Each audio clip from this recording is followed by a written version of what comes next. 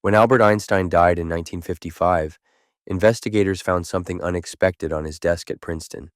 Alongside his groundbreaking physics equations sat a worn copy of The Secret Doctrine by Helena Blavatsky, a book about ancient wisdom and cosmic consciousness written by a Russian mystic in 1888. Why would the world's greatest scientific mind keep a mystical text within arm's reach? What you're about to discover will completely change how you think about the relationship between science and spirituality. Section 1. The Discovery. This isn't some internet conspiracy theory. The connection between Einstein and Blavatsky is documented by multiple sources, including Einstein's own correspondence and the accounts of visitors to his office. Dr. Boris Iskakov, a Russian physicist who visited Einstein in the 1950s, specifically mentioned seeing Blavatsky's works in Einstein's personal library. But here's what's really fascinating. Einstein didn't just own these books. He actively referenced them. Einstein once said, "A human being is part of the whole called by us universe." This sounds remarkably similar to what Blavatsky wrote 50 years earlier. The universe is worked and guided from within outwards. But before you think this is just coincidence, let me show you something that will blow your mind. Section 2. The Scientific Predictions. In 1888, that's 17 years before Einstein's theory of relativity, Helena Blavatsky wrote something extraordinary in The Secret Doctrine.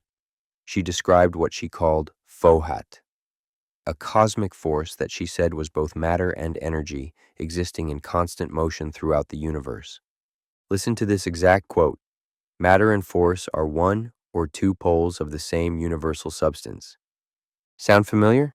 This is essentially Einstein's E equals mc squared, the equivalence of mass and energy, written decades before Einstein was even born. But it gets even stranger.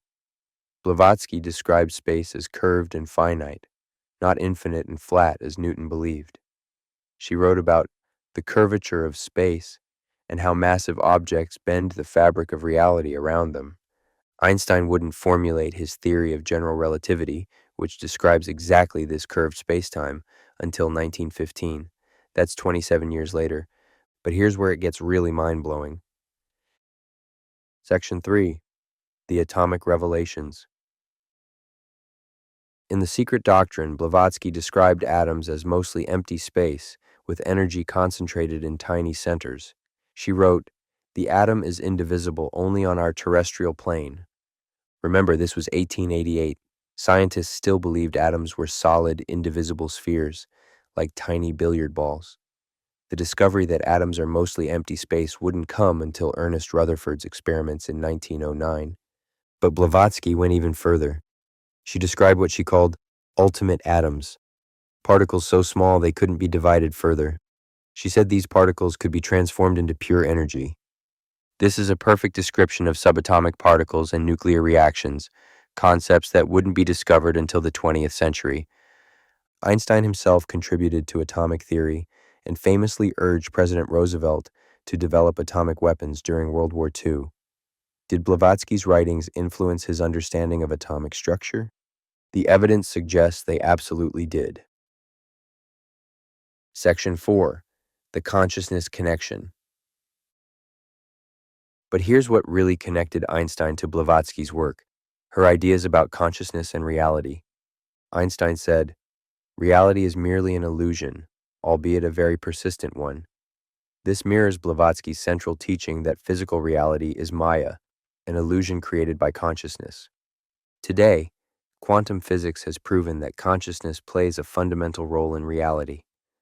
The observer effect shows that the act of observation actually changes the behavior of subatomic particles. Einstein spent his later years searching for a theory of everything, a unified field theory that would connect all forces in the universe.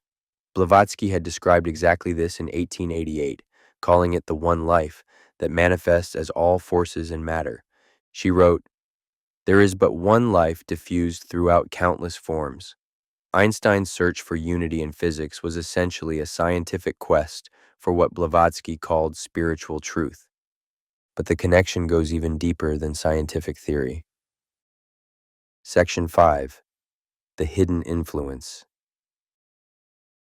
Einstein wasn't the only scientific genius influenced by Blavatsky.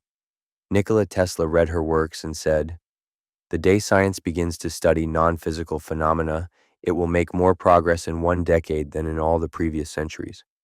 Tesla's wireless technology and alternating current systems were inspired by his understanding of what Blavatsky called akasha, the subtle energy that permeates all space. Think about it. The technology you're using to watch this video right now traces back to these ideas about invisible forces and energy transmission. Einstein kept Blavatsky's books not because he was superstitious, but because he recognized something profound, that ancient wisdom traditions had intuited truths about reality that science was only beginning to discover. In his own words, Einstein believed that the most beautiful thing we can experience is the mysterious. Conclusion. So the next time someone tells you that science and spirituality are incompatible, remember this. One of history's greatest scientific minds found inspiration in a mystical text written by a 19th century Russian woman who somehow knew about atomic structure, curved space-time, and the unity of matter and energy decades before science discovered these truths. As Einstein himself said, "Imagination is more important than knowledge." What other ancient wisdom might be waiting for modern science to catch up?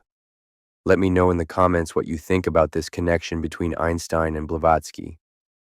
And if you want to explore more hidden connections between ancient wisdom and modern science, subscribe and hit that notification bell. The universe is far more mysterious than we imagine, and sometimes the ancients knew more than we give them credit for.